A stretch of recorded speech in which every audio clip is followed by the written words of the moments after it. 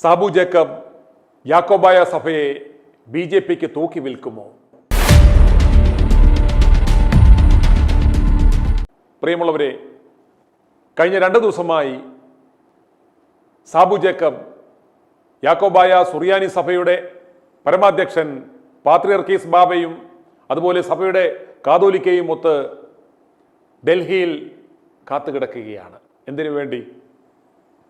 പ്രധാനമന്ത്രി നരേന്ദ്രമോദിയെ കാണുന്നതിനു വേണ്ടി. സാബു ജേക്കബ് നല്ലൊരു ബിസിനസ്മാനാണെന്ന് നമുക്കറിയാം. അദ്ദേഹം ഒരു നല്ല രാഷ്ട്രീയ നേതാവാണെന്ന് ആരും പറയുവാൻ സാധ്യതയില്ല. അദ്ദേഹം നല്ല തന്ത്രശാലിയായ വിജയിച്ച കഴിവുള്ള ഒരു ബിസിനസ്മാനാണ്. അദ്ദേഹത്തിൻ്റെ ആ ബിസിനസ് കൂർമ്മ ബുദ്ധി നമുക്കിവിടെയും കാണാം. നിലനിൽപ്പിനു വേണ്ടി തനിക്ക് കേരളത്തിൽ നിൽക്കാൻ സാധിക്കത്തില്ല, കോൺഫ്രണ്ട് റോയിയെ പോലെ തനിക്കും ആ അവസ്ഥയുണ്ടാകുമെന്ന് ഭയന്നിട്ടാവണം സാബു ജേക്കബ് പ്രാണരക്ഷാർത്ഥം ബി.ജെ.പിയെ അഭയം പ്രാപിച്ചു. കിഴക്കമ്പലത്തുള്ളവർ മാത്രമല്ല, കേരളത്തിലുള്ള സകല ജനങ്ങളും ഇത് കണ്ട് ചിരിച്ചു. കാരണം സിംഗപ്പൂർ മോഡലിൽ ഒരു സമാന്തര വ്യവസ്ഥ ഇവിടെ ഉണ്ടാക്കും, തേനും പാലും ഒഴുക്കും എന്നൊക്കെ പറഞ്ഞായിരുന്നു ഇവിടെയുള്ള പാർട്ടിസാൻ പൊളിറ്റിക്സ് തകരണം, പുതിയൊരു സംവിധാനം വരും എന്നൊക്കെ പറഞ്ഞായിരുന്നു സാബു ജേക്കബ് വന്നത്. തുടക്കത്തിൽ അദ്ദേഹത്തെ ഞങ്ങളും വളരെ ആവേശപൂർവ്വം സപ്പോർട്ട് ചെയ്തു. കാരണം അദ്ദേഹത്തെ സംബന്ധിച്ചിടത്തോളം ഞാൻ പറഞ്ഞ പോലെ വളരെ സക്സസ്ഫുൾ ആയൊരു ബിസിനസ്മാനാണ്. അദ്ദേഹത്തിന് ആരുടെയും മോട്ടിക്കേണ്ടതോ കക്കേണ്ടതോ ഒന്നും ആവശ്യമില്ല. അപ്രകാരമുള്ള സ്വന്തം കഴിവിലൊരു ബിസിനസ് സാമ്രാജ്യം പടുത്തുയർത്തിയ ഒരു കഴിവുറ്റ ഒരു ബിസിനസ്സുകാരന് ഇവിടെ മോട്ടിക്കേണ്ടതായ യാതൊരു ആവശ്യവുമില്ല.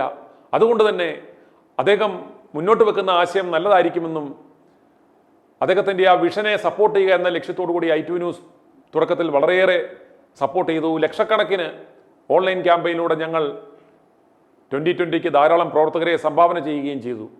നിങ്ങൾക്കത് ഓർമ്മയുണ്ട്. എന്നാൽ ഇദ്ദേഹത്തിൻ്റെ തനിനിറം നമുക്ക് മനസ്സിലാക്കുവാൻ സാധിച്ചത് ഇദ്ദേഹം ഷൂഡായിട്ടുള്ളൊരു ബിസിനസ്മാനാണ്.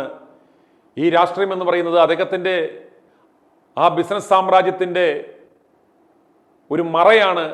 അതിന് താങ്ങാകാൻ പറ്റുന്ന തരത്തിലുള്ളൊരു സംവിധാനമാണ് ഇദ്ദേഹം ആഗ്രഹിക്കുന്നത്. നിലവിലുള്ള പൊളിറ്റീഷ്യൻസിനെക്കാളും വളരെ കണ്ണിങ്ങാണ് ഇദ്ദേഹം എന്ന് മനസ്സിലാക്കിയതോടുകൂടിയാണ് ഞങ്ങൾ ഇദ്ദേഹത്തിനെതിരെ ശബ്ദിച്ചു തുടങ്ങിയത്. അതിനെതിരെ ഇദ്ദേഹം ഒരു ഇഞ്ചക്ഷൻ സൂട്ട് ഫയൽ ചെയ്യുകയും ഇദ്ദേഹത്തിനെതിരെ സത്യമല്ലാത്ത വാർത്തകൾ കൊടുക്കാൻ പാടില്ല എന്ന് ഒരു ഉത്തരവ് ഇദ്ദേഹം മേടിക്കുകയും ചെയ്തു. അതുകൊണ്ട് തന്നെ ഞാൻ പറയട്ടെ, ഞാൻ ഈ പറയുന്നത് വളരെ സത്യസന്ധമായ തെളിവുകളുള്ള, കോടതിയിൽ കൃത്യമായ തെളിവുകളോടെ സമർപ്പിക്കാൻ പറ്റാവുന്ന കാര്യങ്ങൾ മാത്രമാണ് ഞാൻ പറയുന്നത്. അന്നേരം അതുകൊണ്ട് ആ വിധിയെ മാനിച്ചുകൊണ്ട് തന്നെ ഞാൻ ചില സത്യങ്ങൾ പൊതുജനങ്ങളുടെ മുന്നിൽ വെക്കുവാൻ ആഗ്രഹിക്കുകയാണ്. അദ്ദേഹം വളരെ ആദർശധീരനാണ് എന്നൊക്കെ പറഞ്ഞു നിന്നിട്ട് അദ്ദേഹം തന്നെ പറഞ്ഞു, ഇവിടെയുള്ള സകല നേതാക്കന്മാരും തലയിൽ മുണ്ടിട്ട് എന്നെ വന്ന് കാണും, അവർക്കെല്ലാം ഞാൻ ലക്ഷങ്ങൾ കൊടുത്തിട്ടുണ്ട്. മന്ത്രി രാജീവ് അടക്കം വന്നപ്പം ചെക്ക് എഴുതി കൊടുത്തതിൻ്റെ കണക്ക് അദ്ദേഹം വിളിച്ചു പറഞ്ഞു. അതുപോലെ പറഞ്ഞു, മുഖ്യമന്ത്രി പിണറായി വിജയനെ അടക്കമുള്ളവരെ ആദ്യമായി വിദേശത്ത് കൊണ്ടുപോകുന്നത് ഞാനാണ്, അന്ന് പഠിപ്പിക്കുവാൻ വരെ കൊണ്ടുപോയത് ഞാനാണെന്ന് ഇദ്ദേഹം പറഞ്ഞു.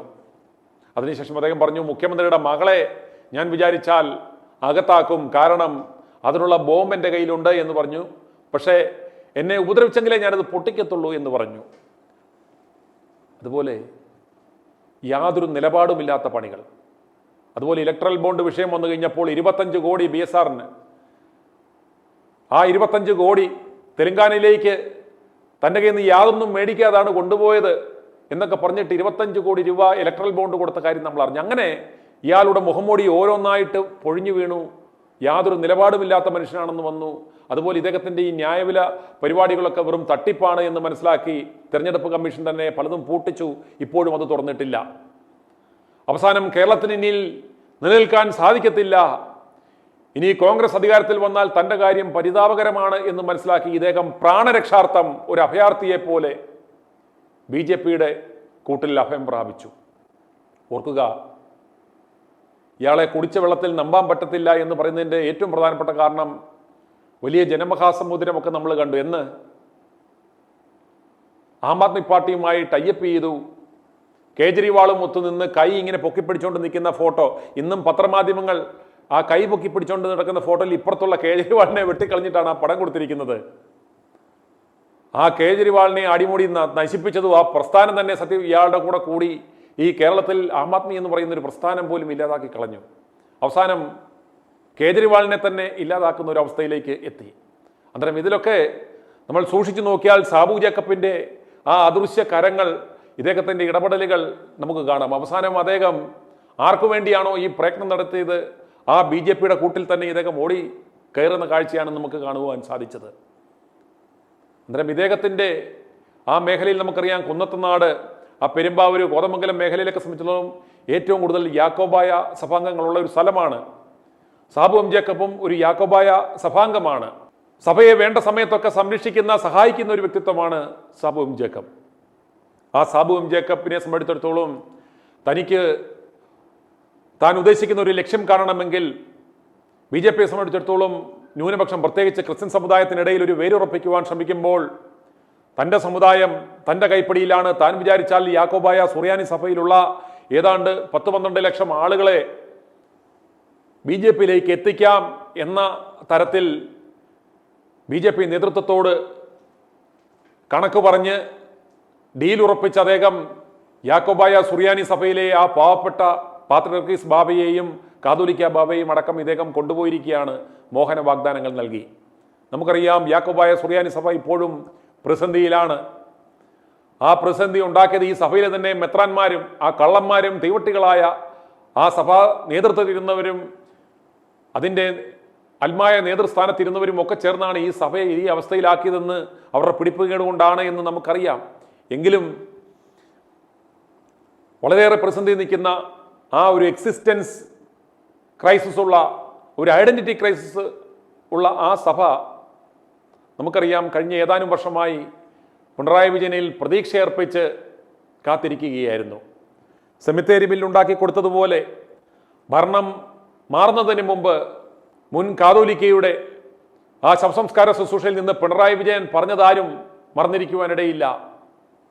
അദ്ദേഹം അന്ന് ഉറപ്പു നൽകിയിരുന്നു, സഭയ്ക്കും സഭാമക്കൾക്കും ഈ സഭാ തർക്ക വിഷയത്തിൽ ഒരു ശാശ്വത പരിഹാരം തങ്ങൾ ഇറങ്ങിപ്പോകുന്നതിന് മുമ്പ് ഉണ്ടാക്കും, സഭയ്ക്കൊരു ഇഷ്യൂ വരത്തില്ല, സർക്കാർ കൂടെയുണ്ട് എന്നൊരു സന്ദേശം നൽകിയെങ്കിലും ഇതാ 1 മാസത്തിനുള്ളിൽ ഇടതുപക്ഷം ഭരണത്തിൽ നിന്നും ഇറങ്ങിപ്പോകുവാൻ തുടങ്ങുകയാണ്. ജനങ്ങൾ അവരെ തുടച്ചു നീക്കുമെന്ന കാര്യത്തിൽ യാതൊരു സംശയവും വേണ്ട. അപ്രകാരം നിൽക്കുമ്പോൾ നാളെ ഇതുവരെ ആ പറഞ്ഞ വാക്ക് പാലിച്ചിട്ടില്ല. യഥാർത്ഥത്തിൽ സഭാമക്കളെ, സഭാ നേതൃത്വത്തെ പിണറായി സർക്കാർ വഞ്ചിക്കുകയായിരുന്നു. തമ്പു തുകലന്റെ നേതൃത്വത്തിലുള്ള ആ ഇടതുപക്ഷ അനുഭാവികളായ സഭാ നേതൃത്വം സഭാ നേതൃത്വത്തെ ഒന്നടങ്കം ഇടതുപക്ഷത്തിന്റെ കൂട്ടിൽ കൊണ്ട് കെട്ടുന്നതിൽ അദ്ദേഹം വിജയിച്ചു. അങ്ങനെ ഇടതുപക്ഷം സഹായിക്കുമെന്ന് കരുതി അവർ കാത്തിരിക്കുമ്പോൾ പിണറായി വിജയൻ ഒന്നും ചെയ്യാതെ ഇറങ്ങിപ്പോകുന്ന സാഹചര്യത്തിൽ ഒരുപക്ഷെ ഒരു കച്ചിത്തുരുമ്പാകാം എന്ന് കരുതിയാവാം യാക്കോബായ സഭ സാബു ജേക്കബ് എന്ന ആ കച്ചവടക്കാരൻ്റെ കൂടെ പോയത്. പക്ഷേ നിങ്ങൾ ഓർക്കുക, കുടിച്ച വെള്ളത്തിൽ നമ്പാൻ പറ്റാത്ത ഈ സാബു എം ജേക്കബിന്റെ കൂടെ പോകുന്നത് അപകടമാണ്. ഇയാൾ യാക്കോബായ സഭയെ മൊത്തത്തിൽ വില പറഞ്ഞ് തൂക്കി വിൽക്കും. അയാളുടെ സ്വാർത്ഥ ലാഭത്തിന് വേണ്ടി യാക്കോബായ സുറിയാനി സഭയിലെ മക്കളെ മുഴുവൻ കാണിച്ചുകൊണ്ട് ഇയാൾ ഡീൽ ഉറപ്പിക്കും. അത് അപകടകമാകും എന്ന് മാത്രമാണ് എനിക്ക് പറയുവാനുള്ളത്. എന്നാൽ ഈ വിഷയത്തിൽ ഞാനല്ല കാര്യമായി പറയേണ്ടത്. സഭയിലെ യാക്കോബായ സുറിയാനി സഭയിലെ ജനങ്ങൾ ചിന്തിക്കുക, പ്രവർത്തിക്കുക. ഓരോ സമയവും ഓരോരോ തീവട്ടികളുടെ താളമനുസരിച്ച് സഭാമക്കൾ തുള്ളണോ എന്ന് നിങ്ങൾ ആലോചിക്കുക. സാബു എം ജേക്കബിനെ പോലെയുള്ള ഒരു കുടിലബുദ്ധിക്കാരനായ ഒരു കച്ചവടക്കാരൻ്റെ കൂടെ BJPയുടെ കൂട്ടിൽ സഭയെ കൊണ്ട് കെട്ടാൻ സഭാ നേതൃത്വം തയ്യാറായാലും വിശ്വാസികൾ അതിൻ്റെ പുറകെ പോകുമോ എന്നതാണ് ഉയരുന്ന പ്രസക്തമായ ചോദ്യം. i2i News, an eye for truth. i2i News subscribe ചെയ്തിട്ടില്ലാത്തവർ ഇപ്പോൾ തന്നെ സബ്സ്ക്രൈബ് ചെയ്യുക. നോട്ടിഫിക്കേഷൻ ലഭിക്കുവാൻ ബെൽ ബട്ടണും അമർത്തുക.